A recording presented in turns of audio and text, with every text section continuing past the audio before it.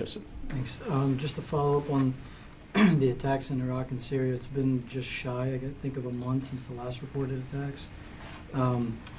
That could change at any time, God forbid. But do you assess that deterrence has been restored or had been restored for the past couple weeks?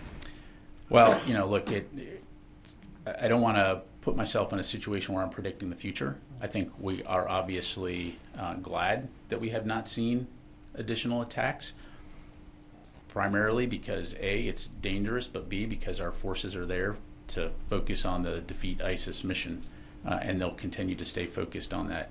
But if we are threatened or attacked, as we've demonstrated, we will take appropriate measures to safeguard our forces. And just the second one, you've mentioned, and the Secretary mentioned this morning, that the Israelis need to do more to mitigate civilian casualties in Gaza.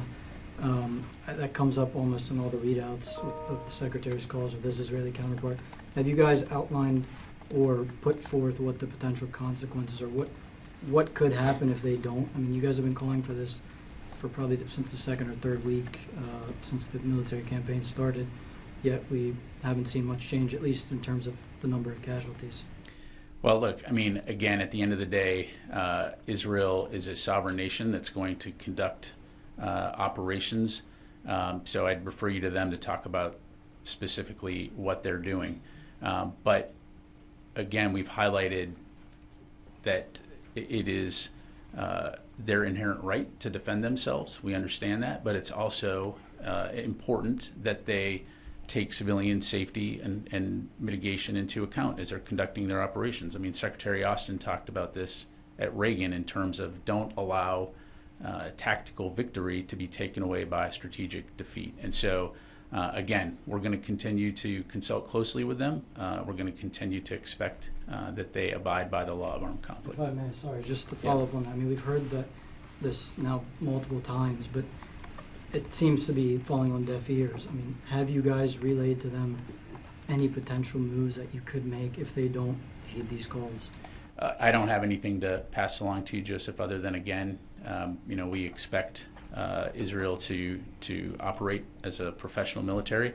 And I would say also, Hamas could play a role in this too by putting down its arms, turning the hostages back over, and saying, hey, we're done fighting and we're done embedding ourselves among the civilian population and putting everybody in this difficult situation. So, I think that could play a role too. Nancy? I just want to follow up on something you said and then a point of clarification from the testimony this morning. Is it the U.S. assessment then that the Israeli military conducted itself professionally today? Again, as I highlighted, the White House has reached out to ask what actions they're taking and ask them to investigate, and I know they've publicly said that they're reviewing. No, I appreciate that, but if I heard your answer, Joseph, correctly, you said one of the things is that the U.S. is of the assessment that the Israeli military is behaving professionally. I just want to know so if that we expect the Israeli military to behave. Expectation met today? Again, I'm not going to pre-conclude the situation that we're talking about. Again, it's a tragic incident. We obviously are very saddened to see what happened.